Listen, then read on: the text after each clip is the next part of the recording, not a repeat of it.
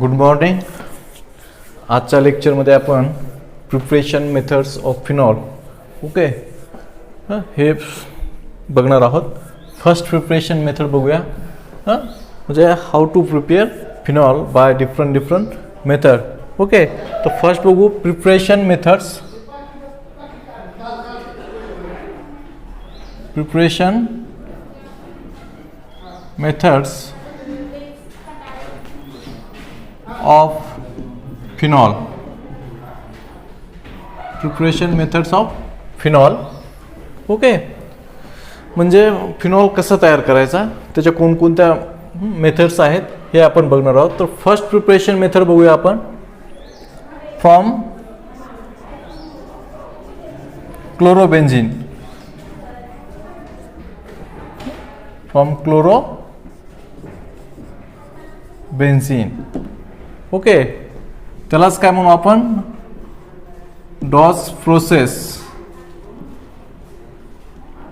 Okay, preparation of phenol from chlorobenzene, it is also called Dow's process. Okay, आणि ही most important preparation method आहे. ही काय important, maximum phenol हा ह्या प्रोसेसने, ह्या मेथडने बनवला जातो. It is also called industrial preparation method of phenol. म्हणजे मॅक्सिमम फिनॉल हा ह्या प्रोसेसने बनवला जातो. That process name is Dow's process. Okay, त्यालाच काय म्हणू आपण, preparation of phenol from chlorobenzene. Okay, मग क्लोरोबेन्झीन काय करावं लागेल आपल्याला. Chlorobenzene react with aqueous sodium hydroxide. Okay, at near about 350 degrees Celsius temperature. Okay, and 150 atmospheric pressure. That time you will get phenoxide is an intermediate. After acid hydrolysis of this phenoxide intermediate, that time you will get phenol. Okay, बघा, म्हणजेच phenol, how to prepare phenol from chlorobenzene. Chlorobenzene react with aqueous sodium hydroxide. Okay, at a 350 degrees Celsius temperature and 150 atmospheric pressure. Okay, बघा कसा, this is benzene. Okay, benzene पासून क्लोरोबेन्झीन जर आपल्याला तयार करायचं असेल तर FeCl3 किंवा AlCl3 हे लेविस ॲसिड यूज करून आपण काय मिळवू शकतो, हा क्लोरोबेन्झीन मिळवू शकतो. Okay, this chlorobenzene again react with aqueous sodium hydroxide at a 350 degree Celsius temperature and 150 atmospheric pressure. Okay, that time you will get this phenoxide.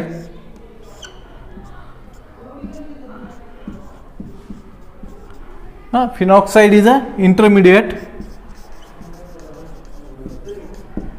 Okay, ह्या फिनॉक्साइड मध्ये आपण काय केलं, याचं ऍसिडिफिकेशन केलं, ऍसिड टाकला H+ and water. That time you will get phenol. काय मिळेल तुम्हाला, हा फिनॉल मिळेल. ओके, बघा, this is the Dow's process preparation method बघतोय आपण. कोणाची, preparation method of phenol. Okay, म्हणजे फिनॉल कसा तयार करायचा, तर फिनॉल कसा तयार करायचा, first preparation method, preparation method of phenol from chlorobenzene. Okay, chlorobenzene म्हणजेच क्लोरोबेन्झीन, यालाच आपण काय म्हणतो, Dow's process. Okay, it is an industrial process. Maximum preparation of phenol by take place this method. Okay, Dow's process. Okay, तर बघा, हा benzene आहे. Benzene कोणासोबत रिॲक्ट केला, लेविस ॲसिड सोबत. FeCl3 घ्या किंवा AlCl3 घ्या, तुम्हाला काय मिळेल, हा क्लोरोबेन्झीन मिळेल. क्लोरोबेन्झीन. benzene. Again this chlorobenzene reacted with aqueous sodium hydroxide at a 350 degree Celsius temperature and 150 atmospheric pressure. That time you will get phenoxide. Phenoxide is an intermediate.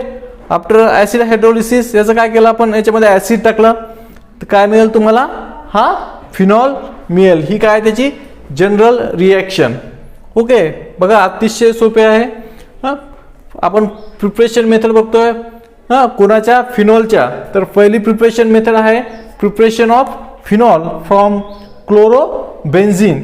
Okay, त्यालाच काय म्हणू आपण, डॉस प्रोसेस. ओके, मग benzene आपल्याला क्लोरोबेन्झीन जर मिळवायचं असेल तर कसा मिळवणार आपण, बेन्झीनची रिॲक्शन कोणासोबत करणार, FeCl3 सोबत. ओके, हा काय लेविस ॲसिड आहे. मग तुम्हाला काय मिळणार, हा क्लोरोबेन्झीन. मग क्लोरोबेन्झीन कोणासोबत रिॲक्ट करणार आपण, सोडियम हायड्रॉक्साईड. ओके, हा काय बेस आहे. ओके, पण कंडिशन काय आहे, 350 डिग्री सेल्सिअस टेम्परेचर. बघा किती हाय टेम्परेचर आहे आणि प्रेशर पण, प्रेशर किती आहे, 150 atmospheric pressure. That time you will get phenoxide intermediate. Okay, ह्या फिनॉक्साईडला काय करायचं, त्याच्यामध्ये ॲसिड टाकायचं आहे. ओके, आणि काय मिळेल तुम्हाला, फिनॉल हा मिळेल. ओके, समजलं. आता हे मेकॅनिझम कसं होईल आपण हा बघू. ओके, बघा लिहून घ्या, खूप महत्त्वाची प्रिपरेशन मेथड आहे preparation of phenol from chlorobenzene. Okay, आता आपण बघूया याचा मेकॅनिझम, म्हणजे रिॲक्शन कशी होईल.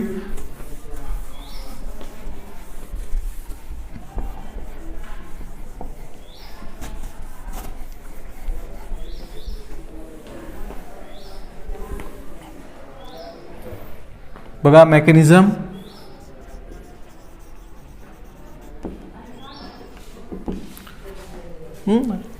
टेम्परेचर किती आहे आपलं, 350 डिग्री सेल्सिअस टेम्परेचर आहे आणि atmospheric pressure near about 150 atmospheric pressure. Okay, तर काय मिळतो तुम्हाला, फर्स्ट फिनॉक्साईड आयन तयार होईल. म्हणजे हा जो आपला क्लोरोबेन्झीन आहे.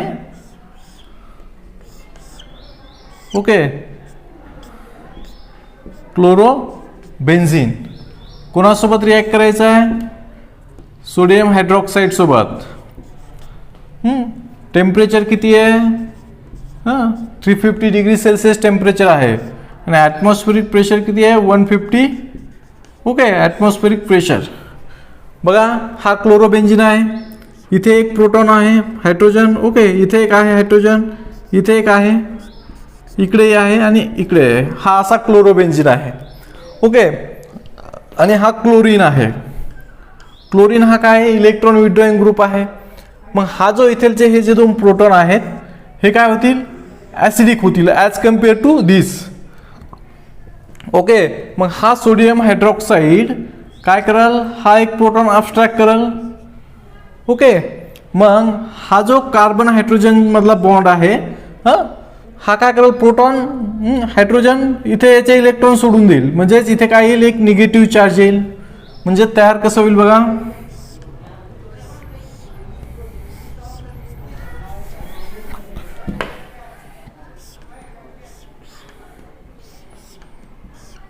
इथे निगेटिव्ह चार्ज आला, हा आपला डबल बॉन्ड. ओके, हा क्लोरीन. रिमेनिंग काय झालं, बाहेर काय पडलं इथे, इथे रिमूव्ह काय झाला, -H2O. ओके, हा जो आता निगेटिव्ह चार्ज आहे. ओके, हा निगेटिव्ह चार्ज म्हणजे काय, अनपेड इलेक्ट्रॉन आहेत. म्हणजे हे इलेक्ट्रॉन इथे काय करतील, याच्यासोबत इथे डबल बॉन्ड आहे.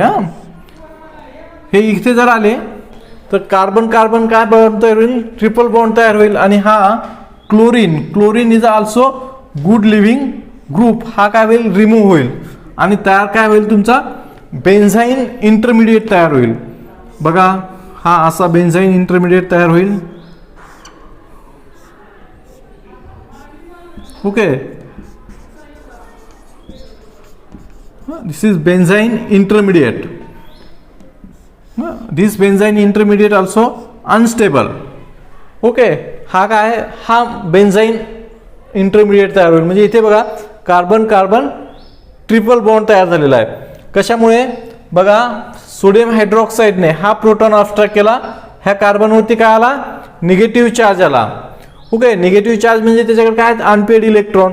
मग हे काय करू शकतो, त्याच्या पी ऑर्बिटलमध्ये लॅटरल ओव्हरलॅपिंग करून ट्रिपल बॉन्ड तयार करू शकतो. मग ट्रिपल बॉन्ड तयार होण्यासाठी ह्या कार्बनला किती बॉन्ड व्हायला लागले, 5. मग हा क्लोरीन काय आहे, गुड लिव्हिंग ग्रुप आहे. मग हा क्लोरीन काय होईल, रिमूव्ह होईल. गुड लिव्हिंग ग्रुप आहे म्हणजे तो स्टेबल होईल. ओके, निघून गेल्यानंतर ओके तयार काय होईल तुमचा, हा बेन्झाईन इंटरमिडिएट तयार होईल. मग ह्या बेन्झाईन इंटरमिडिएटमध्ये आपण आपल्याकडे काय NaOH आहे. ओके, मग हा NaOH हा काय करू शकतो, असा कुठेही इथे काय करेल, न्यूक्लियोफिलिक अटॅक करेल. तयार काय होईल बघा, तयार हे होईल असं.